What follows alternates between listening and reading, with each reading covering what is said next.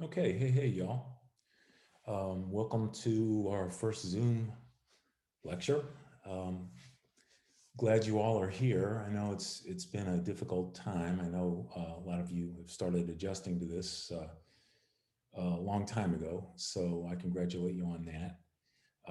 And I personally appreciate your being here. I know there are several of you that I've taught before, and it's great to see your names there on the list. I'm sorry I can't see y'all in person. Maybe we'll be able to do that one day soon. I know some classes are being taught on campus.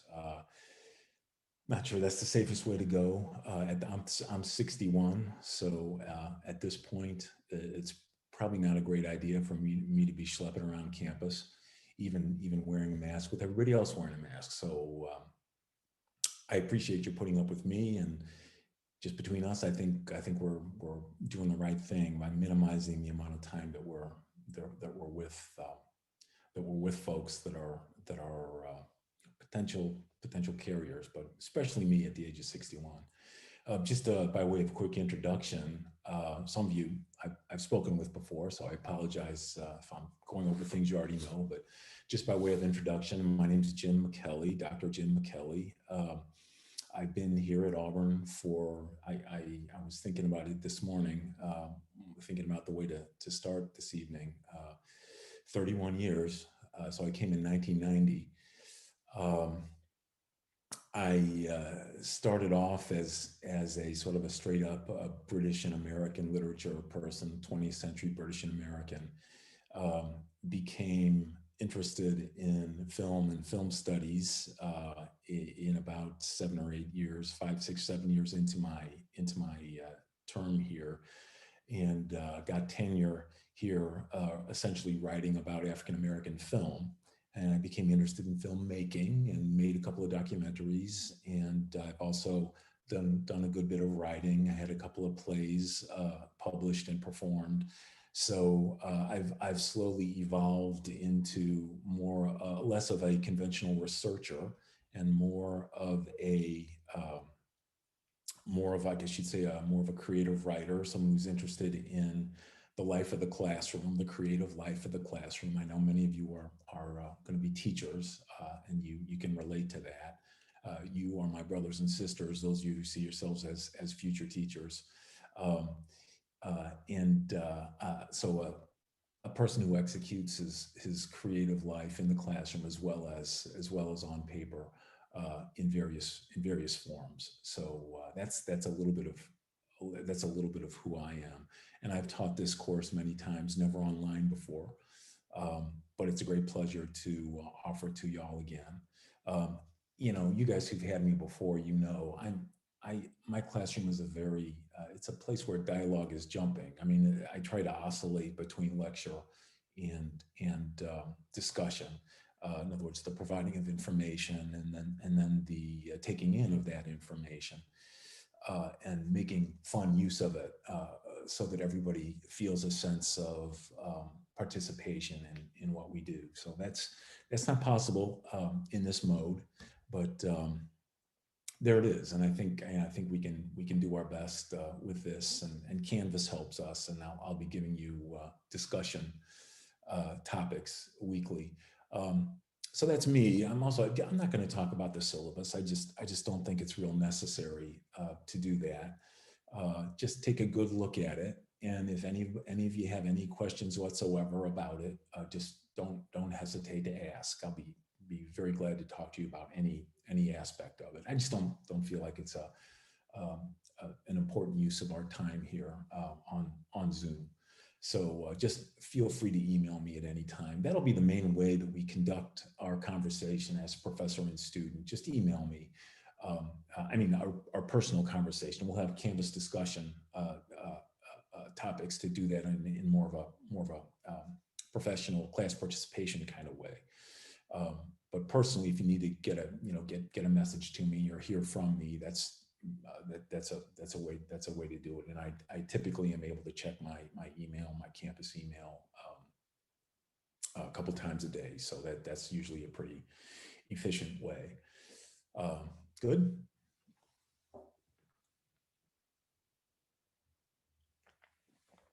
Well, I wanted to begin um, talking about our first writer, and that is Gertrude Stein.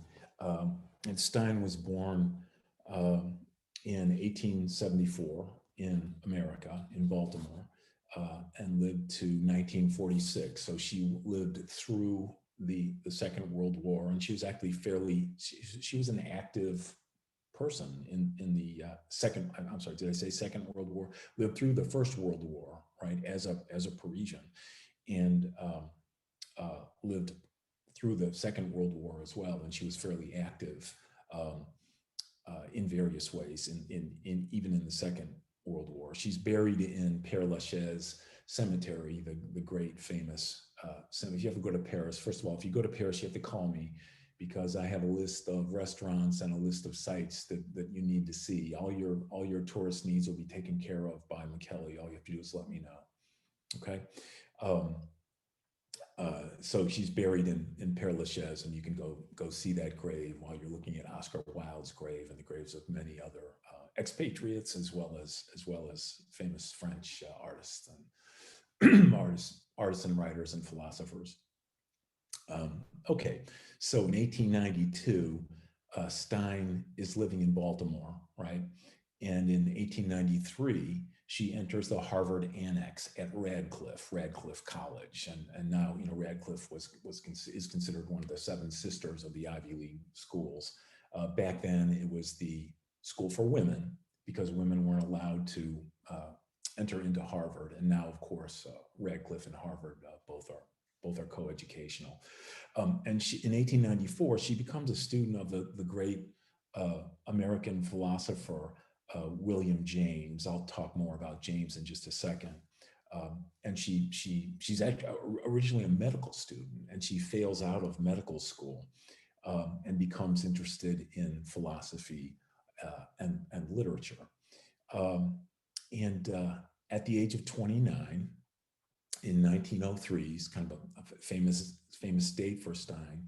She moves to Paris, and her brother Leo Stein is already in Paris, living comfortably, and she joins him there, and they become flatmates, right? They become mates, uh, roommates, and in 1905, as an American in Paris, she meets Picasso. Picasso is someone that her brother became. I'm going to talk about Leo Stein in a minute, but Picasso is somebody that her brother became a kind of really a colleague of and a supporter of, all the way back in Picasso's Blue period, which begins in around 1903, 1904. Okay, and we'll talk more about that. And then in 1907, she meets the woman that becomes the love of her life and her partner, Alice B. Toklas. Alice Toklas. And you may recognize Alice Toklas because Stein famously and somewhat comically wrote a book called The Autobiography of Alice B. Toklas. Well, of course, when you write your autobiography, it's you doing the writing, it's not somebody else, but Stein takes on the persona of Alice B. Toklas. And it's a wonderful and even important kind of reminiscence of her life as it happened with Alice B. Toklas. It's an important read for those of you who become really interested in this period. Um, Let me talk very briefly about some of the philosophical sources of Stein, some of the ways in which she was influenced by then contemporary philosophers. I mentioned William James at Harvard. He was known as a pragmatist philosopher. Now we're not. This is not a philosophy class. We're not going to have time to go over the ins and outs of these philosophical influences. But just to crystallize a bit of James, um, he stood by the idea. He stood by the idea that consciousness was experienced in repetitive, short, incremental stages, in repetitive, short, incremental stages, and not in logical sequences. So consciousness experienced in repetitive, short, incremental stages, not in logical sequences. Right? She was also influenced as many artists and thinkers and philosophers and writers were at this time, influenced by Henri Bergson, Bergson, Henri Bergson. Um, he wrote a really important book called Time and Free Will. Time and Free Will. Uh, it was his dissertation. It was written in 1889, published in English for the first time. I'm sorry, published period for the first time in 1910. Very influential as a teacher and a thinker. And he also wrote a few years later in 1896 a book called Matter and Memory. Matter and Memory, published in 1911. Uh, and again, we have to crystallize these hugely important thinkers for the purposes of our class. And essentially, Bergson held that there was a profound difference between time as a cultural construction, that is a pragmatistic uh, framework and architecture that we deploy as members of an industrial culture that needs to divide up the day into seconds and hours, right? There's a difference between that notion of time as a cultural construction, as a human construction, and time as a function of consciousness. And Bergson saw time operating differently uh, upon the human consciousness, impacting human consciousness and human awareness of quote unquote reality in a profoundly different way. So the question then becomes for the artist: how does one represent this somewhat alternate, anti-pragmatistic notion of time itself? How how can art be produced such that it transports us into this different mode of the human experience of time, and by extension, the human experience of space in time, right? As people experienced in literature and art and philosophy and music, that as ideas regarding our role as human beings in culture, as ideas involving human consciousness and its experience of reality, as those ideas evolve, it becomes necessary to express and explore that evolving idea of human consciousness in literature and art, in music, in painting, and so on, right? And that's what the modernists saw as their mission: the exploration and the expression of new ideas of human experience, new ideas of human consciousness, of quote unquote reality. And those new ideas required radically new forms. And of course, these new forms, these new artistic forms in literature, in music, in painting, etc., in film, um, uh, thinkers experience these new artistic forms. So there's this oscillation between art, art as literature, art as painting, art as film, or the whole nine yards. There's this oscillation between art and theory. Theory is philosophy. The philosophers impacted the artists, and reciprocally, the artists impacted the philosophers, right?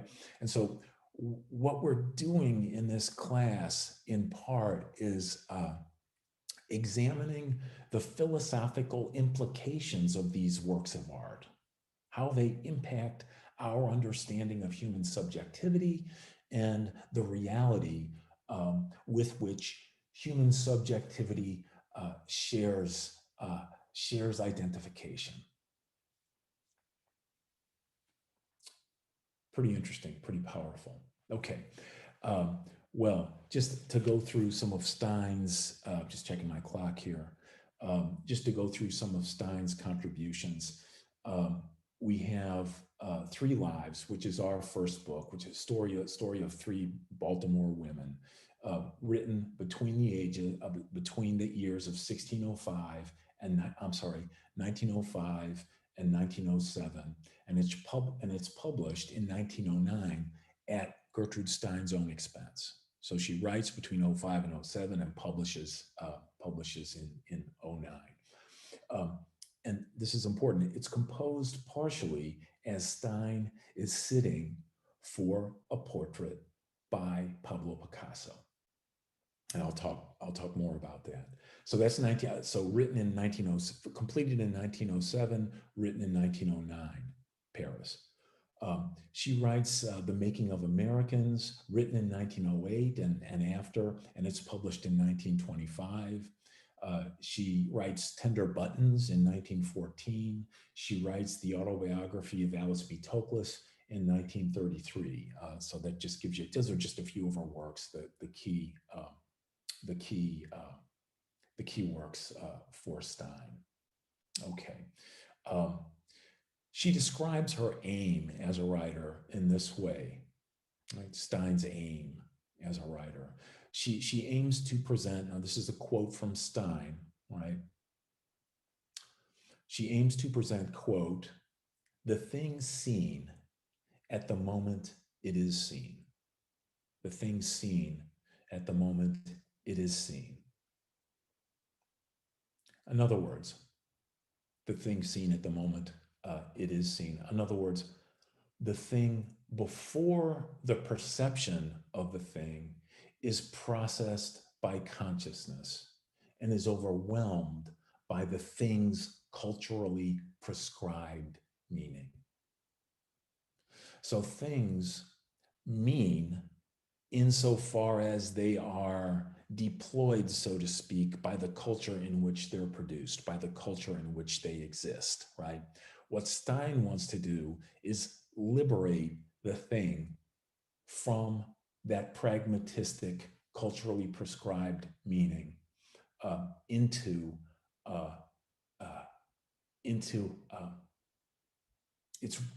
its raw meaning as distinct from the meaning imposed by culture. Its pure meaning, as it were.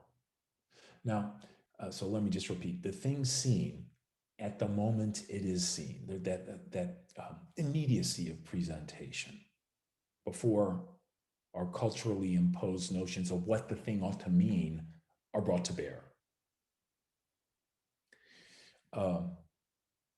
Okay, now notice, that is a Cubist intention.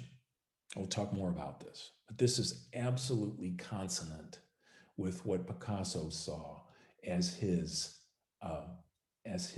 intention, as his mission as a painter, as a Cubist painter. He said, quote, any sight is a sum of different glimpses. Any sight is a sum of different glimpses. Any vision is actually the result of a multiplicity of perspectives. And the question becomes how to present that serial multiplicity in a single work, in a single moment, a single artistic moment that is on the picture plane of, on the canvas, on the two-dimensional picture plane. How to present that moment. And you can see the relation between what Stein saw as her mission and what Picasso saw as his mission, as embodied by these two quotations, right? Okay, so let's move to Picasso here for a moment, and talk a little bit about Picasso and Cubism in and of itself, a profoundly important movement, but we'll discuss later its importance to this evolving modernist literature, of which we're presenting in this class. Stein is kind of the first American exponent, right? Incidentally, if you're interested in Picasso, the book to have access to, it's very, very, very expensive. I believe our library has a copy of it. It's by John Richardson. John Richardson, and it's simply called A Life of Picasso. A Life of Picasso. Take a look at that. Richardson's A Life of Picasso, published in 1990. That's where that's where I encountered Picasso's biography. Excuse me.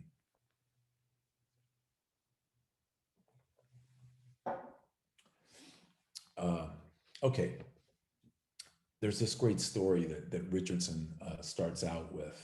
It's on the third page of the biography. He talks about he talks about Picasso speaking to his infant son over and over, and his young son over and over. The truth is a lie. Truth is a lie. Truth is a lie. Truth is a lie. And I think what Picasso means by that is our notions of objective, identifiable, discrete truth. Those notions are simplistic, and truth is actually experientially much more nuanced, much more complex, composed of a variety, a multiplicity of perspectives.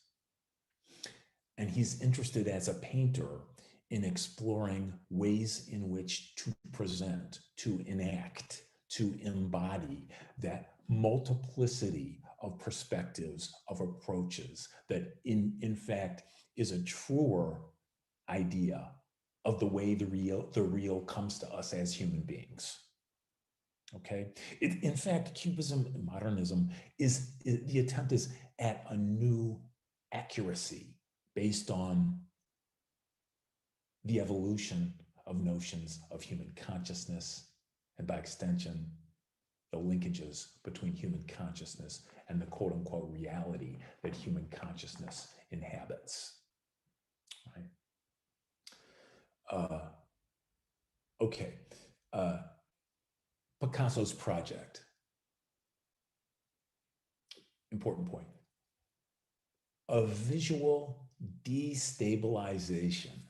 A visual destabilization of the philosophical idea of absolute truth. A visual destabilization of the philosophical idea of absolute truth. I'm going to continue the quote, but as we go over Picasso and Cubism and other painters, which we'll do in a little bit, bear in mind always, as we discuss the painters, the philosophical implications of the work, yes, but also the philosophical impact of that work upon the writers of the time, upon Stein in particular. So always be thinking,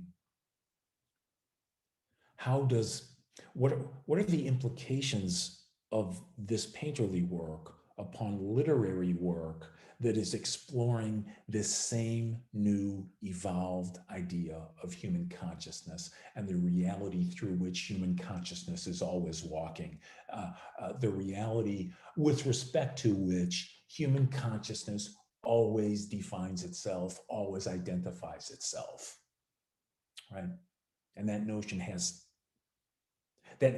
is in constant motion over time, constant evolution over time. And art evolves with it, and it evolves with art.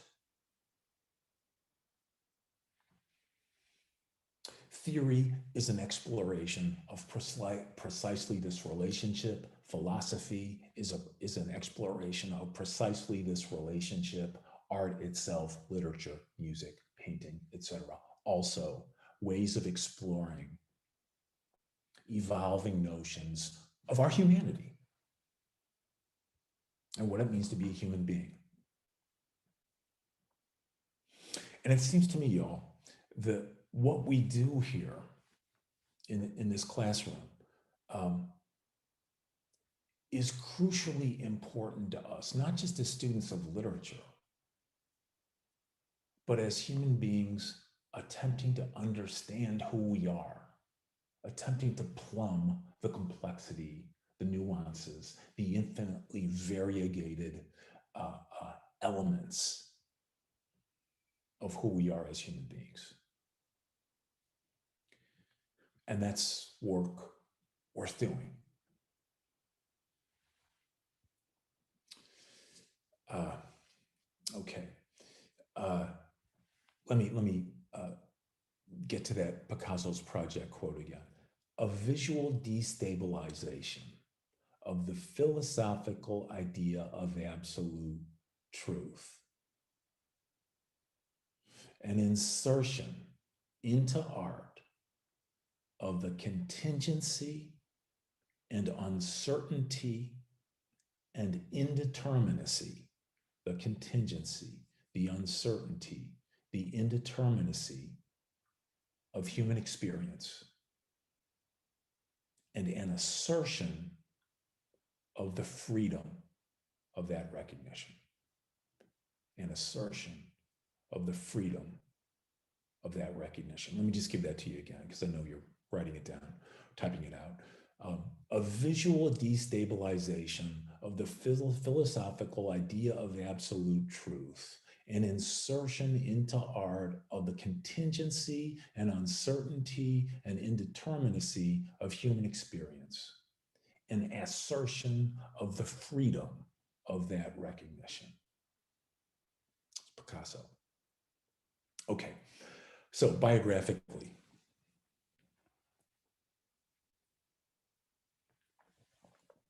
Picasso was born in 1881 in Malaga, Catalan, the Catalan district of Spain. Um, and I'm just going to skip the early part of his life for obvious reasons. We're concerned with his move to Paris. Um, uh, in 1904, at the age of 23, he moves to Paris.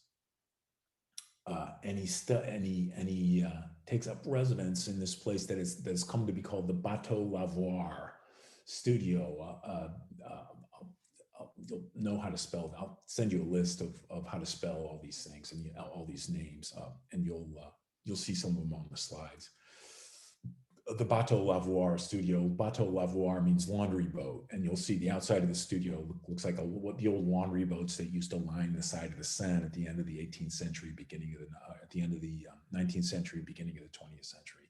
Literally boats where people would get their clothes washed.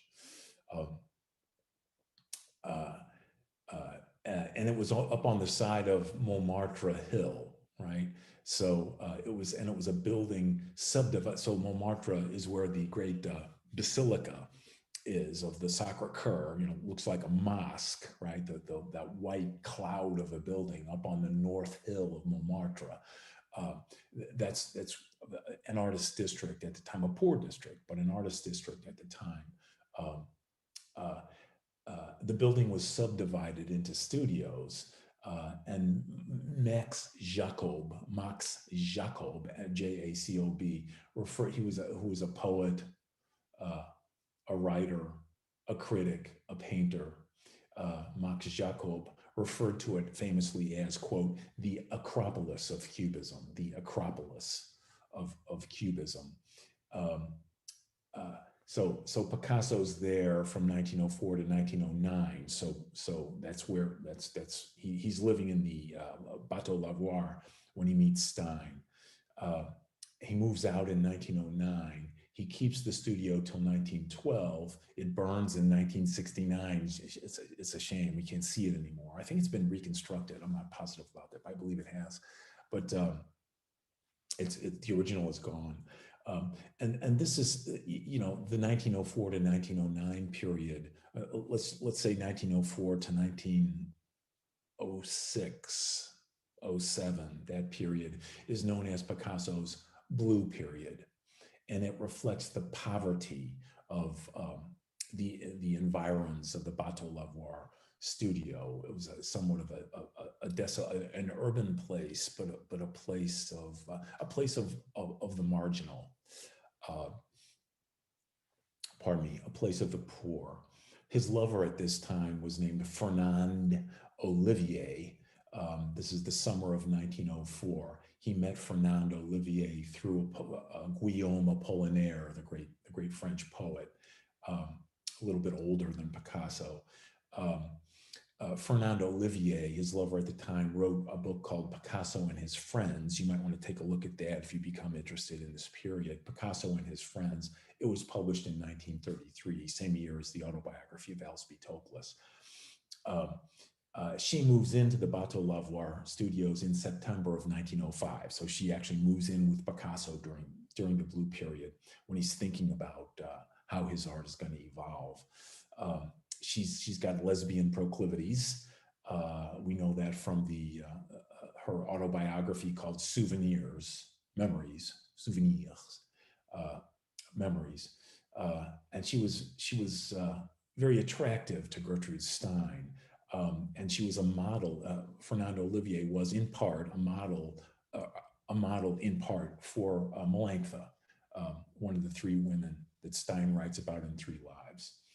She was also Alice B. Toklas's French tutor in 1907. So they had a relation. Stein and Toklas had a relationship with Fernando Olivier as well as Picasso. Picasso was insanely jealous, evidently, um, uh, and kept Fernand Olivier locked up and literally barefoot, a love object. Um, uh, there was a lot of opium smoking going on. Picasso meets Apollinaire in 1904 through Max Jacob, his friend, uh, and this crew hung out in three famous places. Right here, the three famous places, as I mentioned earlier. They called the Bateau Lavoir the Rendezvous des Poètes, the Rendezvous of Poets.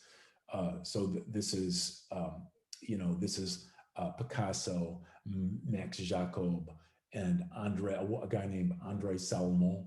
He's a guy who wrote Manuscrit trouvé dans un chapeau, in other words, manuscript found in a hat. And he also wrote Souvenirs sans fin, Memories without end, André Salmon, and Apollinaire, the famous Guillaume Apollinaire. So Picasso, Jacob, André Salmon, and Apollinaire. That's the Bateau Lavoir as the Rendezvous des Poètes. So it's just where they hung out. It's just their studio, Picasso's studio and Jacob's studio, and Apollinaire was there a lot as well. Secondly, the famous cafe called the Closerie des Lilas, the Lilac Closet, the Closerie des Lilas, which was between the Latin Quarter and the up-and-coming artist quarter Montparnasse, which was very far south, just south of the Garden of Luxembourg, on a good hike from the Bateau Lavoir studio. We'll talk more about that. And then the third, the Lapin Agile, the agile rabbit, right? The Lapin Agile in Montmartre. And soon, as Picasso's influence grew and as his circle of friends grew, you could find Braque, Derain, Modigliani, Gris, Utrillo, and Marie Laurencin, all hanging around in this group, particularly at the Lapin Agile. There's an artistic movement building, and one of the figures that this artistic movement built around was Pablo Picasso, and those are the three locations where you could find it. You could find it operating most. Okay. Um, let's go to Leo Stein here for a moment, for reasons you'll understand soon. Another figure who's really important to Picasso is Gertrude Stein's brother, Leo Stein. Now, remember, he's over in Paris before Gertrude is, not long before, but he's Harvard educated. Remember, Gertrude went to Radcliffe, right? Well, that's where Leo had gone to Harvard a couple of years earlier. Harvard educated, he had a vague ambition to become a painter, a little bit of a dilettante, I would say, wealthy dilettante, interested in art, interested in psychology, interested in philosophy, interested in science. I don't mean to denigrate him when I call him a dilettante, but he was not somebody that was driven to produce in a particular direction. His interests were very broad, and he was more, William Blake talks about the principle of creation and the principle of ingestion, the principle of experience. Leo was more, Leo belonged to that Blakean principle of experience as opposed to the principle of creation. Picasso belonged to the principle of creation. Stein belonged to the principle of creation. And there's nothing wrong. I'm interested in acquiring, in taking things in experience. And art is one of the things we take great pleasure in experiencing. And Leo Stein is of that tribe, right? Okay, and so Leo is also a former student of William James, who we talked about earlier. And he lived at a place called, we'll see this in a minute, he lived at a place in the summer of 1903 at the following famous address, 27 Rue de Fleurus, 27 Rue de Fleurus. And it was what was called a pavillon, Pavillon, pavillon, a pavilion, pavillon, a studio, right? So he lived in a studio at 27 Rue de Fleurus. It didn't have a name the way the Bateau Lavoir did, but it was famously 27 Rue de Fleurus. Stein, Leo Stein discovers Paul Cézanne, the artist, at Ambroise Volard's gallery. Vollard was an impresario, a supporter, a promoter of the contemporary artistic scene. It was Vollard that put the paintings of all the great modernist artists up in his studio for sale. He arranged for wealthy people like the Steins to meet them and purchase their paintings. So Ambroise Vollard was a very important figure in this time. You'll see him later. So in 1905, very important event in the history of art takes place. It's the Salon d'Automne, the autumn salon, where the Fauves, Fauve, where the Fauves show their paintings. That includes Matisse, André Derain, whom I mentioned earlier, Raoul Dufy, whom I mentioned earlier, Georges Rouault, who I mentioned earlier, and Georges Braque. Okay, Matisse, Derain, Dufy, Rouault, Braque, linked to the Fauve tradition at that point. We're not going to go over the Fauves, but Fauve, but take a look at the Fauves. Take a look at the Fauves online. Just do a quick Wikipedia of the Fauves, and you'll see the place they have, the place of influence that they have to the coming Cubist revolution. Very intimately connected. I mean, say Matisse a member, Cézanne a related artist. Okay, and at the Salon d'Automne, Leo discovers Cézanne, and he buys the famous painting Woman with a Hat, and he buys Picasso's Blue Period Harlequin's Family with Ape, painted in 1905. Harlequin's Family with Ape, 1905, and Picasso's Blue Period painting Girl with a Basket of Flowers. So Picasso, Harlequin's Painter with Ape, 1905, Girl with a Basket of Flowers, 1905. Just to give you some idea about Leo Stein and Gertrude Stein as purchasers of art and supporters of this new modernist mode in art, by 1914, okay, in the Bateau Lavoir, in the at 27 Rue de Fleurus, you could see 11 Picassos, including sketches for one of the most important paintings of the 20th century, 1907, Les Demoiselles d'Avignon. We'll take a look at that. 11 Picassos, 3 Matisses, 2 Cézannes, 2 paintings by Juan Gris, 18 paintings. These paintings literally would be worth hundreds of millions of dollars in sum at this point in history. 11 Picassos, 3 Matisses, 2 Cézannes, 2 paintings by Juan Gris. Um, Gertrude Stein writes comically about this. Um, this is in the autobiography of Alice B. Toklas, which really ends up being an autobiography of Gertrude Stein. Um, uh, Stein's sister, Gertrude, writes, quote, "She found something rather appalling in the drawing of the legs and feet." This is Girl with a Basket of Flowers, which we'll see. Um, in the drawing of the legs and feet, something that repelled and shocked her. She and her brother almost quarreled about this picture. He wanted it, and she did not want it in the house. So that's Stein's initial response to Blue Period Picasso.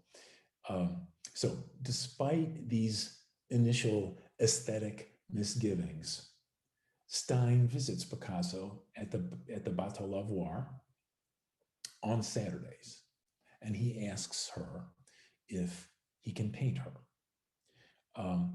And he begins a portrait, a famous portrait. We'll see a picture of it.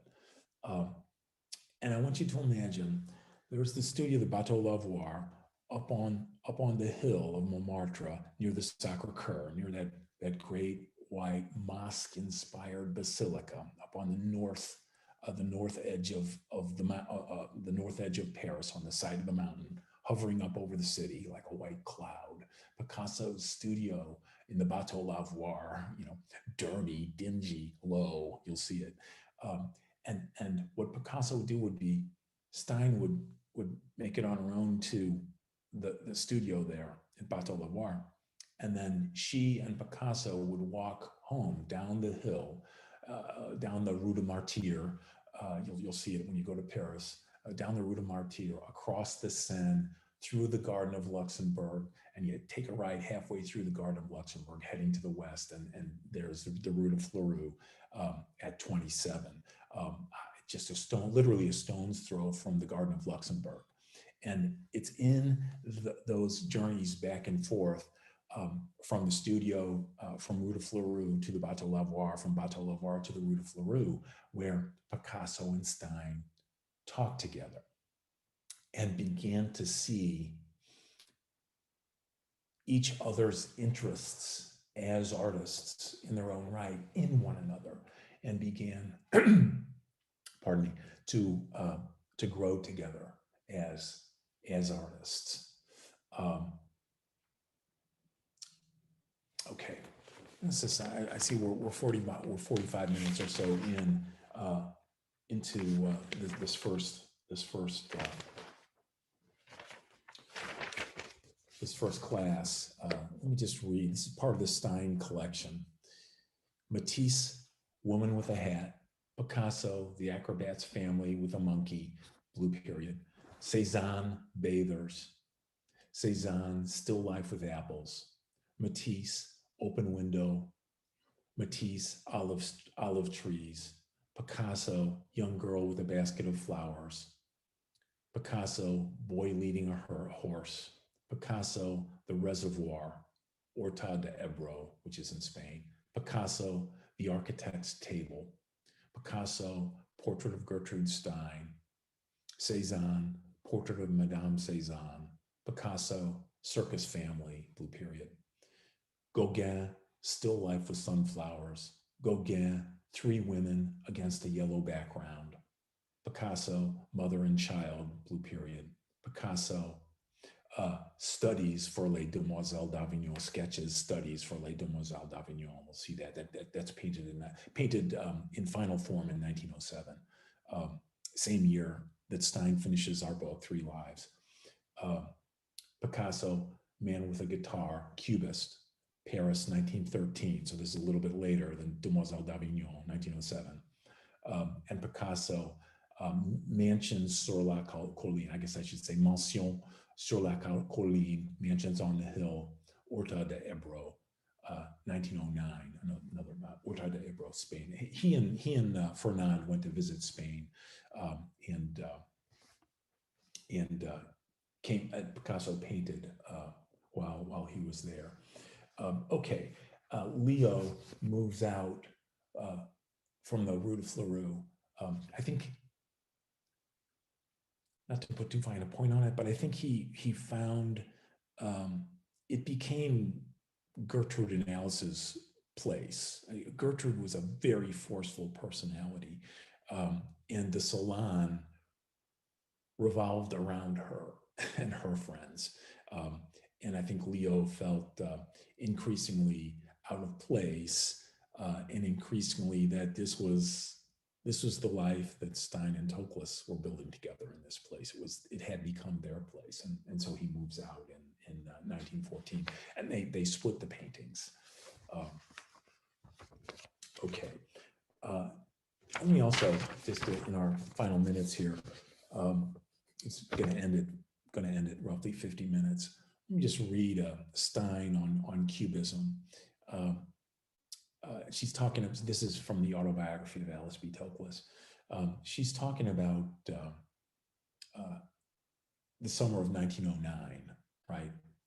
That summer, Picasso and Fernand, his lover, Fernand Olivier, that summer, Picasso and Fernand went again to Spain, and he came back with some Spanish landscapes. Two of them still at the Rue de Fleurus, those the two I mentioned. Um, Two of them still at the Rue de Fleurus. These were the beginning of Cubism. Now, I'm going to continue reading, but most scholars, and I follow these scholars, believe that Les Demoiselles d'Avignon 1907 was actually the beginning of Cubism. I think that's right, but you'll be able to see what Stein means when you take a look at these paintings comparatively. Uh, these were the paintings from Horta de Ebro that I mentioned earlier. So let me continue reading. Two of them still through de Fleurus. These were the beginning of Cubism. In these, there was no African sculptural influence. There was very evidently a strong Cézanne influence, particularly the influence of the late Cézanne watercolors, the cutting up the sky, not in cubes, but in spaces. The cutting up the sky, not in cubes, but in spaces.